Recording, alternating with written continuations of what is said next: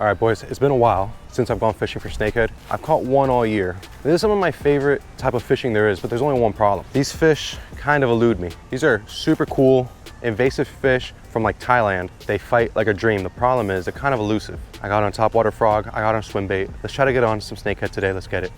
We're gonna be starting off with a frog. I see a bunch of movement already on the top of the water. And I have no idea if snakehead will bite this little swim bait. I mean, in theory they would. In theory, they'll bite pretty much anything, but this is really for everything else. Obviously, the main target of the day is snakehead, but we also got largemouth bass, peacock bass, mine cichlids. There's a whole bunch of fish out here, so the swim bait is kind of for everything else. I'm gonna try not to spend too much time in one area. It's already kind of late, later than I would have liked at least. So we're gonna spend some time here, but there's also some other spots I wanna hit that I've caught some pretty big snakehead in the past. I'm gonna try to replicate that today. In theory, right, in theory, this type of foliage on the top of the water would be like ideal snakehead condition, at least from what I've been told. Oh, come on, come back for it, come back for it. Somebody just shot towards it.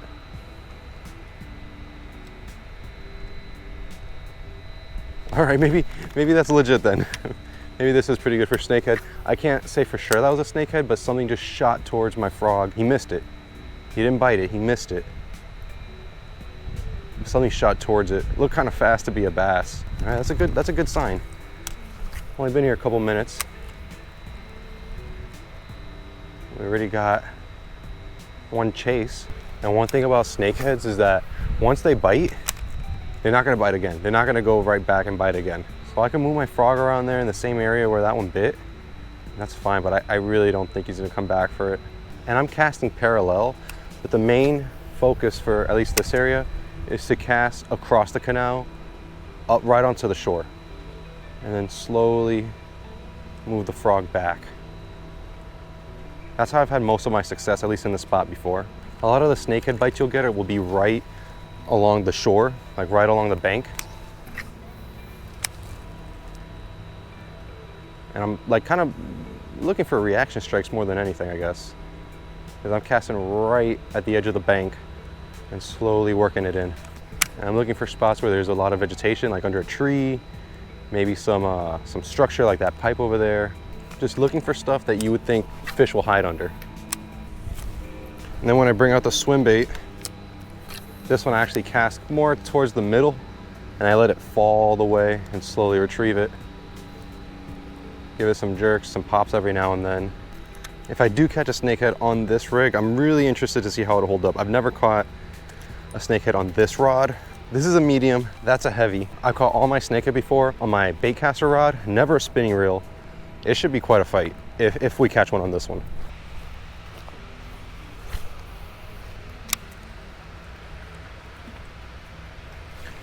There we go, there's a fish, there's a fish. What do we got, what do we got? There we go, we got our first little snakehead of the day. Oh, he's a pipsqueak, but we'll take him. My goodness, he absolutely destroyed it. All right, this is the smallest snakehead I've ever caught. He could just fit into my hand. It's insane. Yeah, this is not exactly what we're after. It's the right species, just it's the wrong size. But there we go. We'll give you, I mean, that's the best look I could give you guys. Look at that. Look at that bullseye rod on his tail. That's where they get the name Bullseye Snakehead. And if he were to open his mouth, I'll show you guys why they're called snakeheads, but he's keeping it nice and shut. So let's release him right now. This is definitely the smallest guy I've ever caught, but hey, we'll still take him. And we're gonna put him back right here. Well, there he goes. He decided to release himself. That's what's kind of cool about those guys is that, I don't know if you guys were able to see, but even if you just put them on land, they kind of instinctually know where to go. All right, let me show you guys the aftermath of the frog. That was the tiniest snakehead I've ever caught. And he did a number on this frog. And that's just a fraction of the size we're after. So imagine if we could get that 10-pounder that I'm after. I'll put a picture right here of the first snakehead I've ever caught, which to this day is still my largest. It was a big pregnant female. And it was around this time last year. So that's pretty much what we're after, is those big snakehead. Don't get me wrong, hey, we caught a snakehead. That's what I wanted to do, we caught a snakehead. But let's compare this to this. It's quite the difference. Well, we got one on the board. Still got plenty of time left. I still got about another 2 hours or so to fish. Stick around, we should be in for a good day.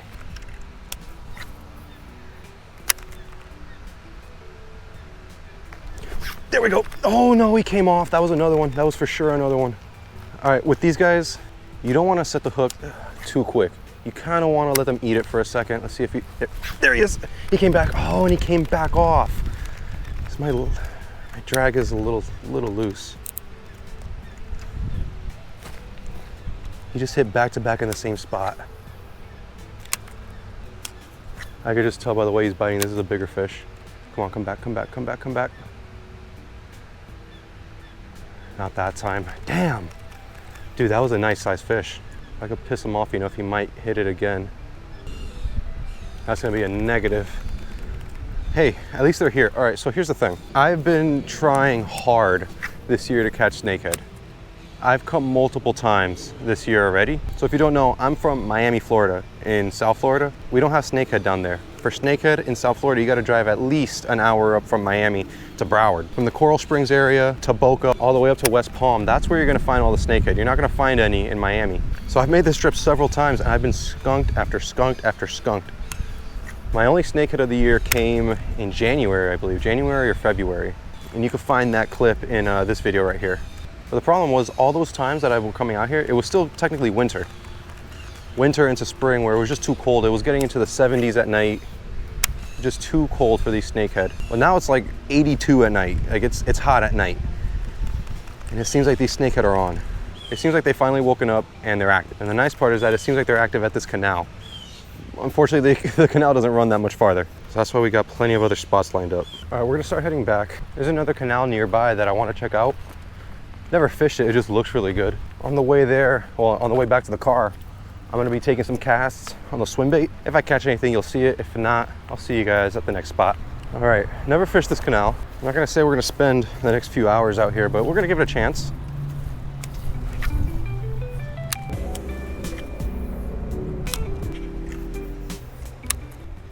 And I thought for sure one would come out from under that tree. All right, I guess not. This spot wasn't as good as I thought it was, or as good as I thought it would be. All I saw was one tiny snakehead. All right, on to spot number 3. All right, it's time to give the swim bait some work. I see a peacock bass right there. Oh, he went for it, he went for it. That was a terrible cast and he still went for it. There we go, I'm on. Oh, I'm on him. That's a nice peacock, that's a nice peacock. That is not a bad fish right there. That is not a bad fish right there. Oh no, he came off. Dude, he popped right off. That would have been a nice fish to land. And I was looking at him too. He had that hook right on the top of his mouth. Right where it should have been. Fortunately, it just didn't stick. Oh, big snakehead in front of me. Big snakehead in front of me. Big snakehead in front of me.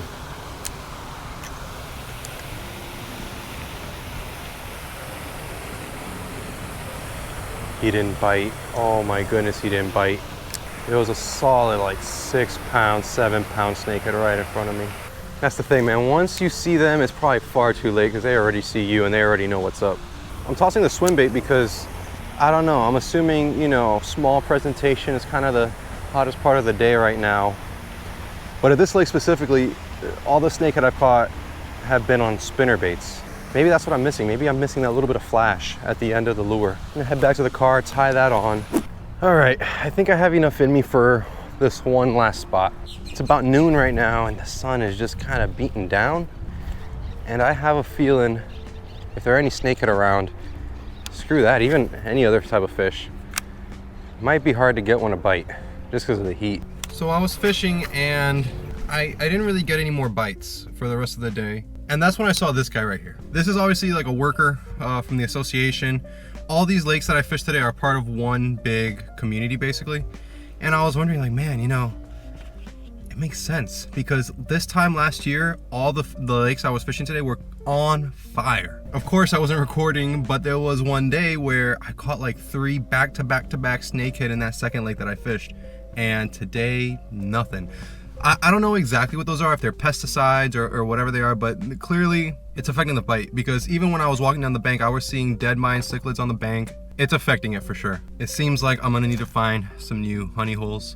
But I'm going to one place now where I know for sure I'm gonna get a bite. Stay tuned. Hi, I'm from Culver. What can I make first for you today? Hi, how are you? Can I get the Culver's Deluxe combo? Can I pull for it? Can I get your name? Ryan, R-Y-A-N. No problem, pull for it. All right, thank you. Here you go, big bro. Appreciate it, brother. God bless, all right? Yes, sir, thank you. You too, you too. You ever going? Replay the footage. I said, I know a place where I could get a bite, not where I could get a fish to bite. I went to Culver's. If I'm not mistaken, for some reason, Miami doesn't have any Culver's. Since we were up here in Broward, I figure might as well try it. They also got crinkle fries. That's kind of cool. And last but not least, the chocolate shake. My honest review. I'm not gonna lie, that was kind of mid. I've only had Culver's once before, and it was like in the west coast of Florida. It was like in Sarasota. And I remember not being huge on it, but you know, every place deserves a second chance. So I went to Culver's again.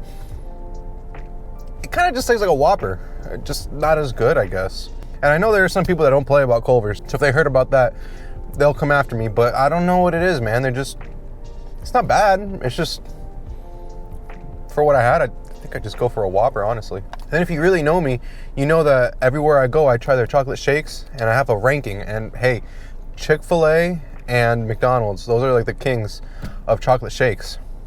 This one, it's not bad. The worst I've had is definitely worse than this. It's okay. I think it's too thick. It's a shake. If you're gonna call it a chocolate shake and you're gonna have it really thick, you need a spoon. They gave me a straw, so you can't really enjoy it as much.